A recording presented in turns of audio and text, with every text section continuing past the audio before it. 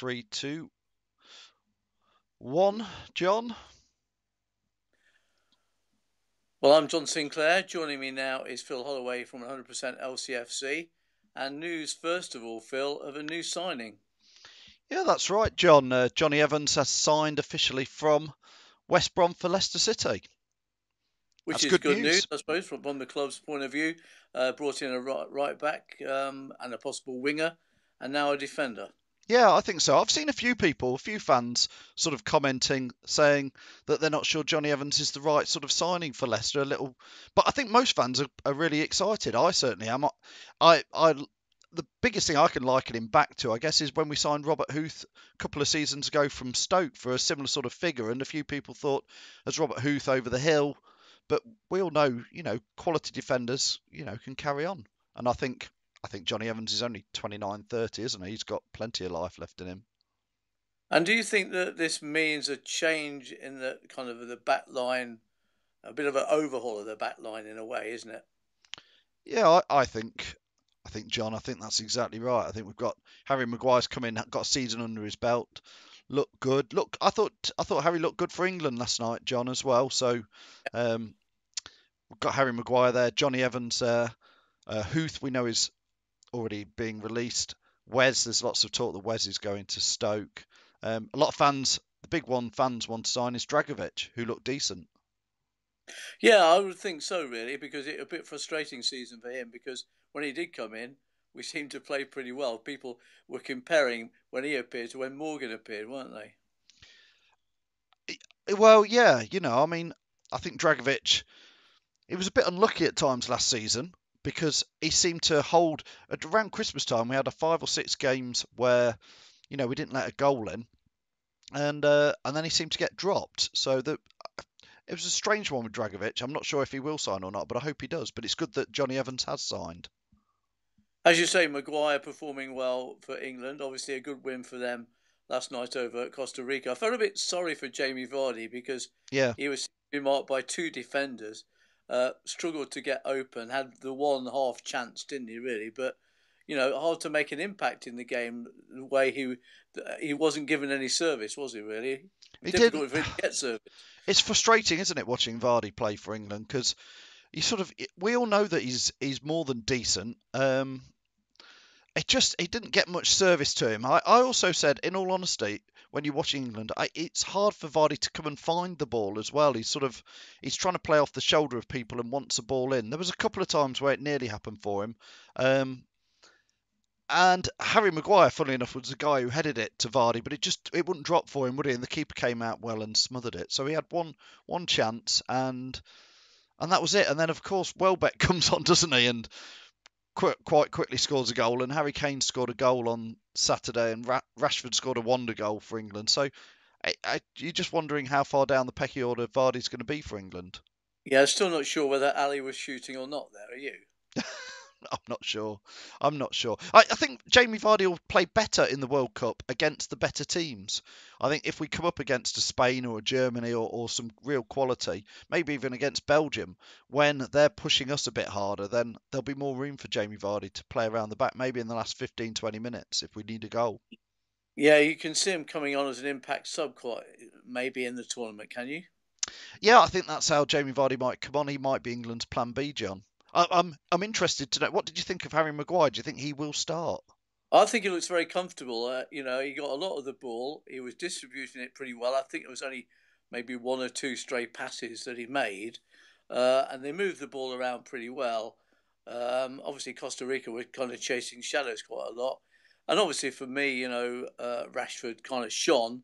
Looks like he might get a slot in the opening game, doesn't it? But from Maguire's point of view, I think he'd be pretty happy with that performance, wouldn't he? Yeah, I thought Maguire. I think there was a couple of times they just got a little bit round the back of Maguire on the left hand side that he was playing for England. But I thought generally he put in a really good performance. He looked solid. He got a lot of touches on the ball. Um, and I'll be interested to see who the three at the back. Because I think England will play three at the back, John, which Yeah, is yeah. which is how I think Leicester are going to play next season. It seems to be the progressive way teams are going. Three at the back, Yeah, I which mean, becomes five at the back when you're defending.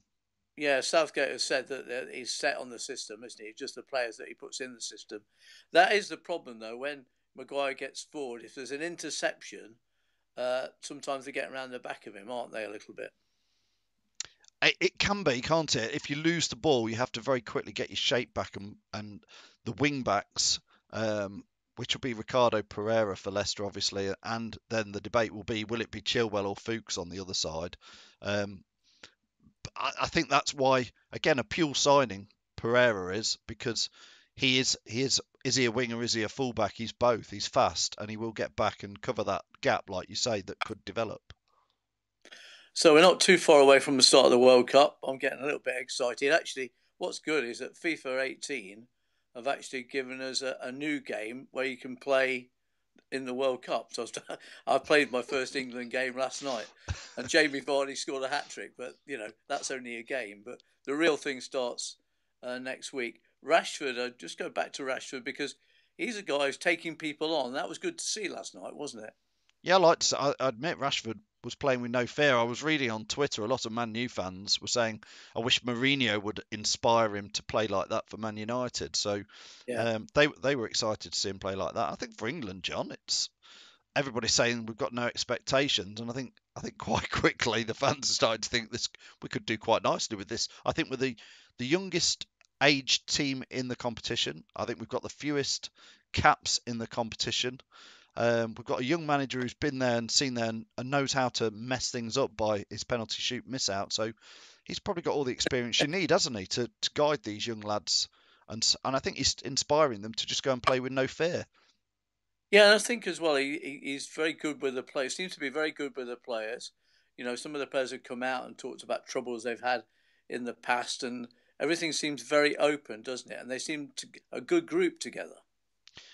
Yeah, I like it, isn't it? I mean, even this week he did this sort of open session, didn't he, with the players and the media, and which is I think he's sort of been inspired by what they do in the NFL in America. This sort of Yeah. more relaxed. And again, John, back in the day, I think didn't the press used to travel around with the England squad, so it was a much better rapport between players and the media. And I think he's trying to bring a bit of that back, which is it's quite nice to see, isn't it? These are young lads who they've not got the experience, which is great because they've not got the experience of losing. Lots of debate at my work about who might win it. We've got the old the draw, what team you're going to get.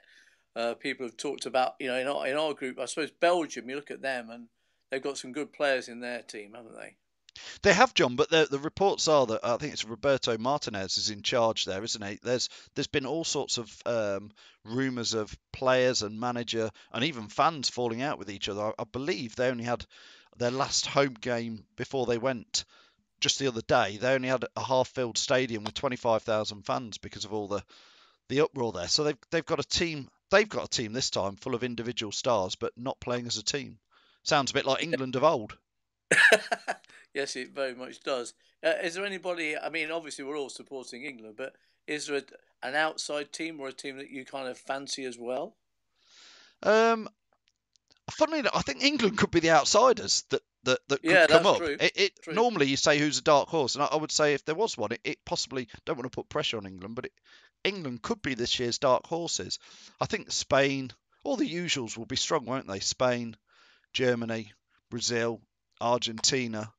You know, the notable missing teams are teams like Italy, aren't there? Are they, or Holland even? So could it be somebody like Japan, Okazaki for Leicester playing there? Could Japan have a strong World Cup maybe? I can't see them going to win it, but No, but there's a few Leicester players involved in teams. Indeed, he will hopefully get fit again yeah. for Nigeria. Got Well, John, Inacho play. Yeah, there's a few players are going to get a run out in this World Cup from a Leicester point of view, isn't there? I believe there's 11, John, all in all. We've got four for Nigeria, including, like saying, Ndidi Inacho. Japan, we've got one. Tunisia, even, obviously. Benilouane. England play Yeah. Tunisia, don't they? So um, it's going to be interesting. A lot of Casper Schmeichel for Denmark. It's the type, and obviously Pereira, our new Portuguese wing back, who didn't feature much. Him and Silva didn't make the starting lineup for Portugal. I noticed last night as well. So we'll see. Yeah, I'm interested in corners with Bellerin against Maguire. That could be interesting, couldn't it? Well, Harry Maguire for England he was getting up there. He had one that was cleared off the line, didn't he? Yeah, that's And right. Yeah. he looked dangerous from corners. I think Harry Maguire's just a bit turning into a beast, isn't he? He's got everything you want. Yeah, it's a good story there, isn't it? Because obviously, I think, was it 4 years ago, I was watching the World Cup with some friends and was kind of dreaming about, this particular World Cup, perhaps, got I've to s- pinch himself a bit at the moment. I think I've seen a photo of Harry Maguire at the 2016 Euros, in at one of the matches in an England shirt in the stands with all his mates, and you sort of Oh, think that's right. Yeah, yeah. it was Well, just that was two the Euros, wasn't it? Euros 2 years ago. He's gone from being in the stands with his mates, probably having a few beers, to playing on the pitch. Where do you stand on the goalkeeper? It's there's two players really vying for that, I suppose, isn't there? Um, yeah, I think it's going to be an interesting one. I assume he's picked who his keeper is because he's given them the number one shirt. But you know, Yeah, Pickford. yeah, Pickford. He's given him the number one shirt. I assume that means he's going to be the number one goalie. But I, again, I think it's quite nice. We haven't got a defined keeper for England as yet. Okay, we wait to see what happens. It all starts next week, of course, with Russia. I guess from a given the political situation, a lot of fans who maybe were going are choosing not to. Do you think that perhaps we'll have a good representation there?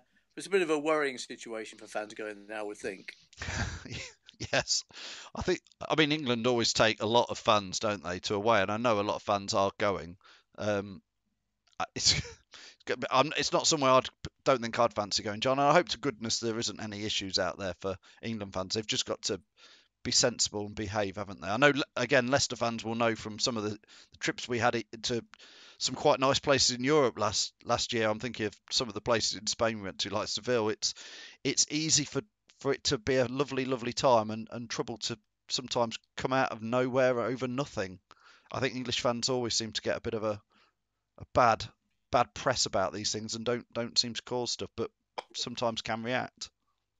Well, let's hope for a calm atmosphere from a fan point of view, some good football as well. Phil Holloway, thank you very much indeed. Thanks, John, and obviously everybody who's watching us live on 100% LCFC's Facebook and Twitter now. We have been some of that. You're gonna be using, John, on your radio show later, aren't you? Yeah, I'm going to mix you in with some music, Phil. Actually, it's what I normally do. Music from all the eras, some good new stuff as well. 4 and 6, between 4 and 6 this afternoon on Hermitage FM. If you can't get that, if you live in the area, you can get it on 99.2, but you can get it via the apps and all the rest of it, as well. It's online as well. So hopefully a few people tune in this afternoon. Excellent, John. Now, just before you go, I've just put on the Yeah. screen there. What do everybody think? Johnny Evans, who signed for Leicester this morning, we called it on Monday. Sometimes we get these little tip-offs, John, and on Monday somebody got hold of me and said Johnny Evans has already signed for Leicester. Trust me on this. So we went live and told everybody that he has, and everybody was calling us out, but he actually has. And John, what do you think to him? Do you think decent? Yeah, I think so, really, and obviously the club do because they've signed him. So whenever Leicester sign a player, and I've always said this, you've got to get behind. No matter what you think of him playing for another team, he's not playing for them anymore. So you can't judge them. You can only judge them on the way they play for you, and I think that's the way to approach it.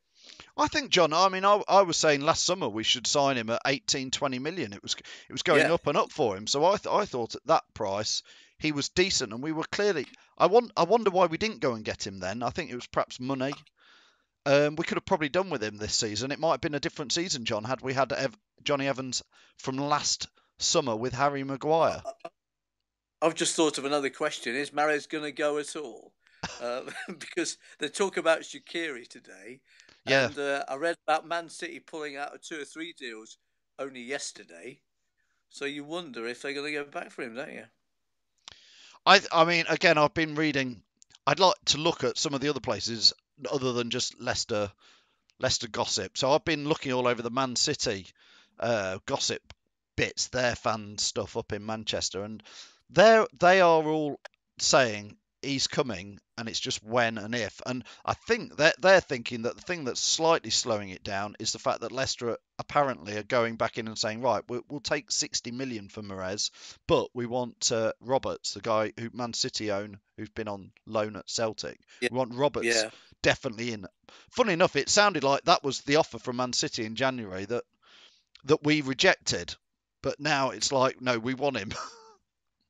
yeah. I think Leicester are probably feeling that if they keep him, he's just not going to be. Well, he's not happy staying. So it's worth letting him go, maybe for a slightly cheaper price. But that's And for them to judge, isn't it? Really? And there has been some ridiculous prices bandied around, John. So maybe Leicester are thinking if everybody knows we get 70 million for Mahrez, people are just going. I mean, there's rumours of Jack Grealish from Villa for 40 million Yeah, pounds. It's yeah. just that's bonkers, isn't it, for a Championship player? I think they put in a bid initial of about half that, didn't they? It's just, I mean, it's If they, crazy. Which again makes Johnny Evans for 3.5 million look very, yeah, very cheap. indeed, in this market, it is very cheap. Let's face it. Yeah. Would you fancy Shaqiri? I think so. Actually, I thought he's a strong lad. He's a big lad. Yeah, I think I would actually. I think he always looked dangerous when he played for Stoke, and if Mahrez is going, he could take up that position. So, yeah, I think I'd accept that definitely. It's a similar sort of player, isn't he? He's again Yeah, temperamental like Mahrez, and can also score a wonder goal like Mahrez. yeah. So yeah, it'd be interesting to see what sort of price they put on him, won't it? Well, again, the difference with these relegated teams, I think a lot of them what happened with Johnny Evans is there's clauses in their contracts, isn't it? If they get relegated, And Shaqiri has got one. Yeah, yeah, yeah, it's all different, and that's why teams. I mean, Villa are in a financial mess, aren't they, at the moment? Apparently, according to the papers. So that's why teams yeah. are having to let their players go. Yeah, I read about the Villa situation, but about horrible memories of when Leicester were in kind of like the troubles they were in. So, yeah, you have to feel a bit sorry for them, but they've got to find a way back, haven't they? Selling players, yeah, it's a difficult one for them, isn't it? Yeah, absolutely. Right, John, I'll let you go because you've got your radio show to go and sort out. Yeah. Lee Chappie has just come on and said, don't forget to follow all the 100% LCFC team. We're doing stuff on another channel called 100% England. So go and follow us over there on Facebook and also on Twitter, which is at 100_England_. Not the easiest Twitter handle to find, but just go and look for effectively type in 100 and England and you'll find it's Lee Chappie's over there doing lots of the stuff on there, John. But no doubt we'll be collaring you in during the World Cup to do stuff on there as well. I hope you do. Yes, that would be good. All right, thanks everybody who's been watching. And it's good news that Johnny Evans, just like we told you here on 100% LCFC on Monday, way before anybody else said it, we told you he was going to sign for us. We were right for once.